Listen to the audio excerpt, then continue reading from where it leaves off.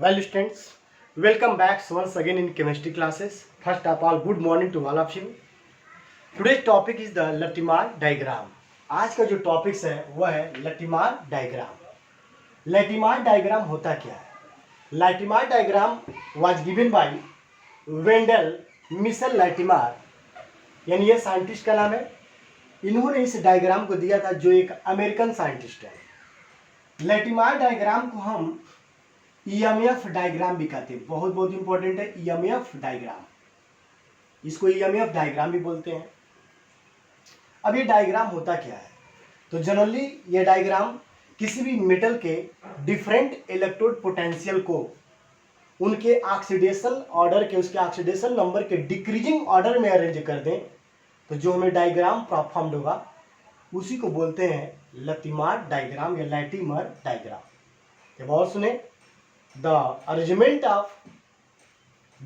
of metal and their ion in decreasing order of their oxidation state with electrode potential, यानी the arrangement, generally हम लिख सकते हैं the arrangement of metals and its ions into decreasing order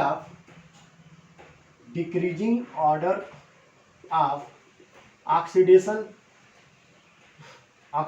states with standard electrode potential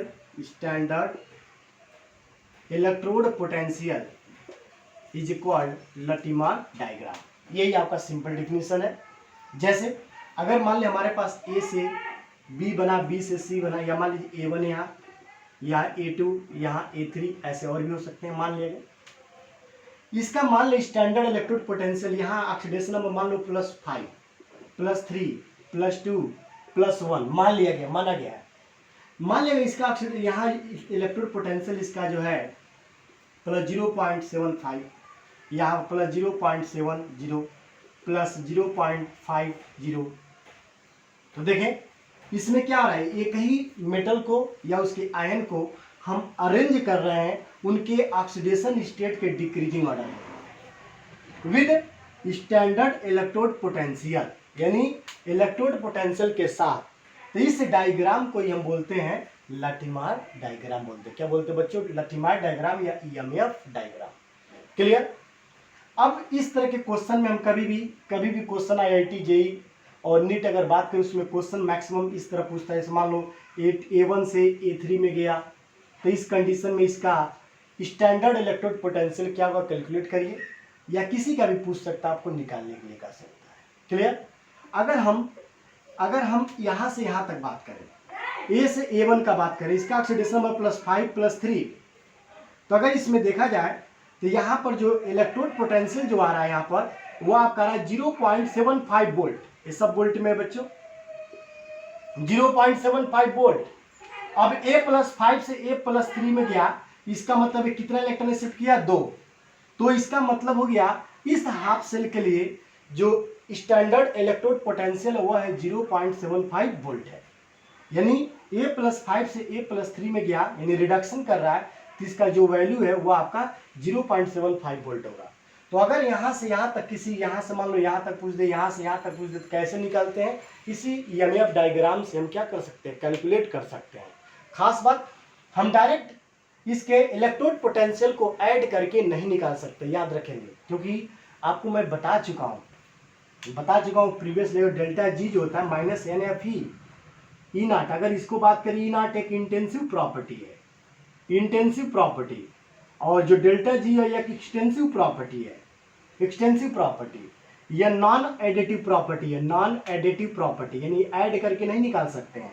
but यह आपका कैसा property है? Additive property. अतः इस इक्वेशन के द्वारा ही हम इस तरह के क्वेश्चन को क्या कर सकते हैं? सॉल्व कर सकते हैं। जैसे, तो चलिए मैं इसका यूज भी दिखा रहा हूं। सबसे पहले आप इसका स्क्रीनशॉट लो बच्चों।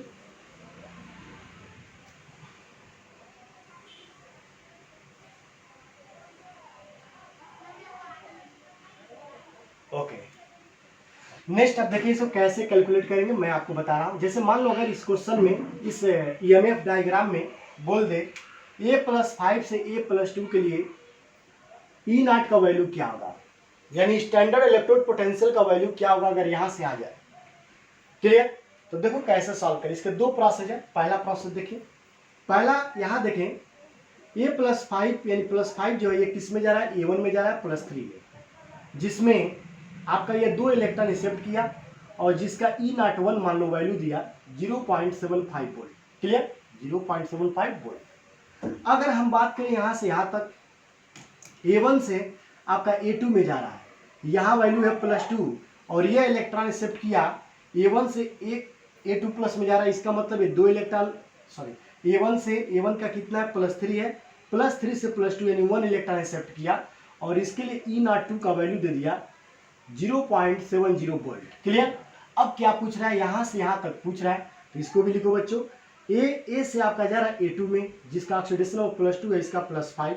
अब यहाँ से यहाँ तक जाने में पूछ रहा है कितना E3 वैल्यू होगा। क्लियर? ये आपका क्वेश्चन है। तो सबसे पहले क्या करें, हम क्या करेंगे, इनका यूज करके हमें यह लाना है। समझ गए बच्चों? इसको यूज करके, इन दोनों इक्वेशन का यूज करके यह लाना, आप पढ़े भी हो इसके पहले। तो सबसे पहले देखो बच्चों, यहाँ a+5 पर बहुत अच्छा, इधर A2 प्लस है, A2 प्लस इधर है। तो अगर हम इसको रिवर्स कर दूँ, अगर इस इक्वेशन के मान लो इक्वेशन 1 इक्वेशन 2, अगर इक्वेशन नंबर 2 को रिवर्स कर दें यानी इधर आ जाए तो A2 प्लस आ जाएगा। अरे अगर इधर करेंगे, नहीं करने की आवश्यकता नहीं क्योंकि A2 प्लस उधर है, A2 भी इधर है, कोई बात नहीं। इन दोनों को ऐड कर दें, अगर दोनों का ऐड कर देंगे तो हमें ये फॉर्म मिल जाएगा।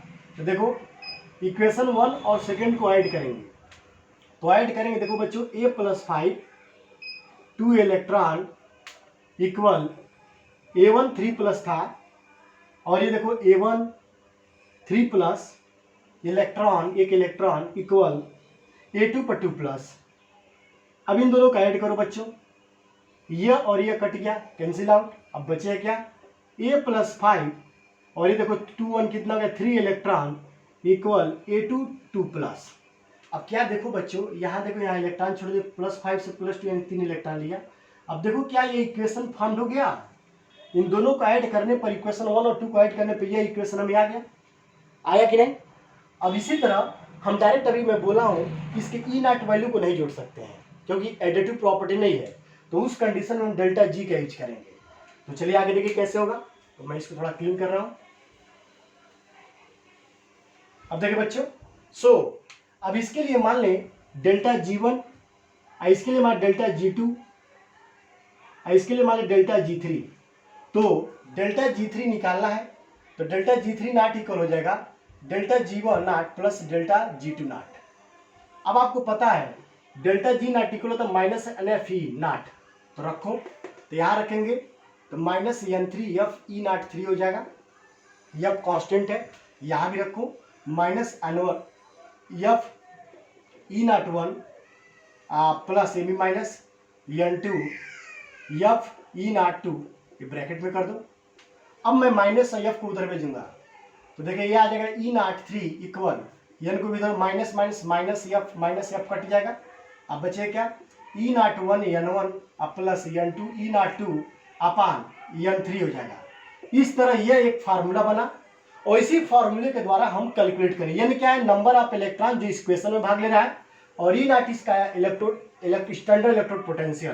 तो चलो बच्चों N1 मतलब पहले इक्वेशन में नंबर ऑफ इलेक्ट्रॉन, तो बताओ कितने हैं, 2 इंटू E01 इसका स्टैंडर्ड इलेक्ट्रोड पोटेंशियल कितना है बच्चों, E01 देखो यहाँ पर है, अरे मतलब यही ना है आपका, देखिए 0.75 प्लस N2 मतलब सेकेंड वाले में 1 इलेक्ट्रॉन इंटू इसका स्टैंडर्ड इलेक्ट्रोड पोटेंशियल कितना 0.70 और अपान N3 मतलब इसे तीसरे जिसमें पूछ रहा है उसमें नंबर ऑफ इलेक्ट्रॉन था, नंबर ऑफ इलेक्ट्रॉन कितना है 3 कर देंगे।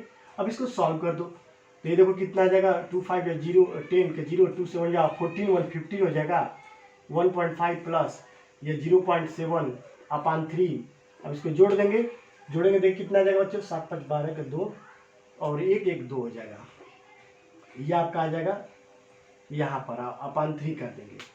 अब डिवाइड करेंगे तो डिवाइड करने पर देखिए कितना आएगा 2.2 डिवाइडेड बाई 3, यहाँ पॉइंट कर दो 3 7 21, एक बचेगा, नियरली आएगा 0.73 वोल्ट आएगा। तो यह इस तरह यह इसका आंसर होगा, यानी यहाँ से E3 का E03 का, यानी यहाँ से आपका जो जा रहा था E1 और E2, यहाँ से जो आ रहा था यहाँ से लेकर यहाँ तक का वैल्यू आपका नियरली 0.73 वोल्ट होगा। Clear student? तो इसी को बोलते हैं लटीमार डायग्राम या EMF डायग्राम। तो बहुत सिंपल है, EMF diagram is not something हम जनरली कर सकते हैं, it is the arrangement of different ions of metals in decreasing order of their oxidation state with standard electrode potential. तो that diagram is called Latimer diagram और EMF diagram। Clear? अब EMF diagram में ऐसे ही question IIT JAM, IIT JEE, NEET, CSIR NEET में एक question पूछता है और बहुत सिंपल है। तो आई होप आपको समझ आ रहा होगा। इसको पहले नोट करें तब मैं क्वेश्चन बता रहा हूँ।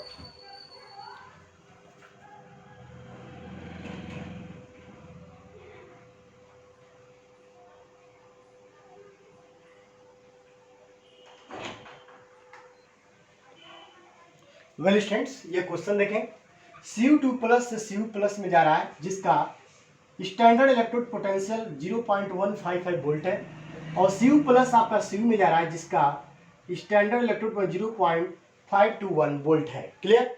अब इसमें क्वेश्चन क्या पूछ रहा है, यहाँ से यहाँ तक जब जाएगा तो इस कंडीशन में इसका इलेक्ट्रोड पोटेंशियल कितना होगा। क्लियर? तो बहुत सिंपल तरीका है इसको सॉल्व करने का। तो देखो, आपका एक तो जनरल फार्मूला भी लिख सकते हैं, क्योंकि आपको फार्मूला पता है, E03 equal N1 E1 plus N2 E3 E2 अपान N3, ये फार्मूला है। क्लियर? तो चलो देखो, N1 मतलब पहले इक्वेशन में यहाँ से यहाँ तक इलेक्ट्रॉन में चेंजिंग, तो यहाँ से देखो, बताओ बच्चों कितना इलेक्ट्रॉन चेंज हो रहा है, 1 इलेक्ट्रॉन, +2 से +1 1 ही इलेक्ट्रॉन हो रहा है ना। N2 का, ये N1 का वैल्यू हो गया, यहाँ से यहाँ जाएगा जो N2 का वैल्यू हो जाएगा, Cu प्लस से Cu, ये भी 1 इलेक्ट्रॉन हो गया। N3 का वैल्यू यहाँ से यहाँ तक जो जाएगा, ये आपका N3 मतलब नंबर ऑफ इलेक्ट्रॉन, तो 2 से 0 में जा रहा है क्योंकि इसका ऑक्सीडेशन नंबर 0 है, तो यहाँ पर N3 का वैल्यू 2 हो गया। अब रख दो, आ गया आंसर। तो चलो N1 का वैल्यू देखो, N1 का 1 इंटू E1 का 0.155 प्लस N2 का वैल्यू 1 इंटू 0.521 अपान N3 का वैल्यू 2। सॉल्व कर दो, इसको सॉल्व कर देंगे वही आपका आंसर हो जाएगा। ठीक है बच्चों, जोड़िए 516 257 और 516 अपान 2 कर दो, डिवाइड कर दो 0.3, और ये भी आपका 2 3 6 2 3 6 1 2 8 16, यानी इतना वोल्ट आपका आंसर आएगा पॉजिटिव में, यानी E03 का वैल्यू आपका ये होगा। क्लियर? ये शॉर्ट ट्रिक है, बहुत सिंपल है। खास बातें याद रखेंगे, कभी भी N1 N2 N3 का वैल्यू हम सेंट्रल एटम, यानी उस सेंट्रल एटम, यहाँ तो एक ही एटम में कोई दिक्कत नहीं, लेकिन कहीं कहीं पर मॉलिक्यूल्स या आयंस भी होते हैं, तो उस केसेज में हम सेंट्रल एटम को ही देखेंगे, उसके ऑक्सीडेशन स्टेट में कितना चेंजिंग होगा, वो भी बैलेंस होना चाहिए सेंट्रल एटम, बाकी कोई हो या ना हो। अभी और एग्जाम्पल बताऊंगा जिसमें आपको क्लियर समझ आएगा। तो आपको ये समझ आया? ठीक है। इसको एक और तरीका है, जैसे ये फार्मूला निकालेंगे तब ये करेंगे तो बड़ा हो जाएगा, लेकिन वो भी सीखेंगे आप। देखें, Cu2 प्लस से Cu प्लस में गया, इसका मतलब 1 इलेक्ट्रॉन लिया, इसका E01 का वैल्यू 0.155 वोल्ट हो गया। Cu प्लस से Cu में गया, ये भी 1 इलेक्ट्रॉन लिया, और इसका E02 वैल्यू 0.521 हो गया। अब यहाँ से ये पूछ रहा है, यानी पूछ क्या रहा है, Cu2 प्लस से Cu में जा रहा है, यानी 2 इलेक्ट्रॉन लिया, और इसका E03 क्या होगा यह पूछ रहा है। तो अगर देखो इन दोनों इक्वेशन को हमें ये लाना है, अगर इन दोनों इक्वेशन को ऐड कर दे रहे हैं तो क्या हुआ नहीं जाएगा। अरे इक्वेशन 1 इक्वेशन 2 को ऐड कर दो, 1 और 2, तो देखो बच्चों ये कट गया। Cu2 plus electron 1 electron 2 electron equal copper, आ गया कि नहीं। अब यही पूछ रहा है, तो फार्मूला क्या बनता है इसके लिए, डेल्टा G01 डेल्टा G02, इसके लिए डेल्टा G03। क्योंकि मैं बता चुका हूँ कई बार, किसी भी हाफ रिएक्शन के लिए हम डायरेक्ट उसका ई नॉट का वैल्यू जोड़ करके नहीं निकाल सकते हैं। उस कंडीशन में हमें गिब्स फ्री एनर्जी का यूज करना पड़ेगा। तो इसका वैल्यू आपका minus N1 F E not 1, इसका value minus N2 F E not 2, इसका value minus N3 F E not 3। Clear? तो सेम ऐसे ही delta G not 3 equal delta G1 plus delta G2 कर लो, रख दो, आ गया। रखोगे तो आपका फार्मूला क्या बनेगा, देखो यहाँ पर रखोगे तो minus N3 F E not 3, यहाँ minus N1 E F E not 1 plus minus N2 F E not 2 हो गया। अब इसको जोड़ दोगे तो फार्मूला क्या बनेगा, E not 3 equal F minus cut जाएगा, ये सब कट जाएगा, इससे कटेगा ना, बचेगा क्या, N1 E not 1 plus N2 E not 2 upon N3। ये फार्मूला हो गया। और इसी फार्मूले पर रख के हम क्या कर लेंगे, सॉल्व करेंगे जो इससे पहले बताया है। क्लियर? आप इसे नोट करो।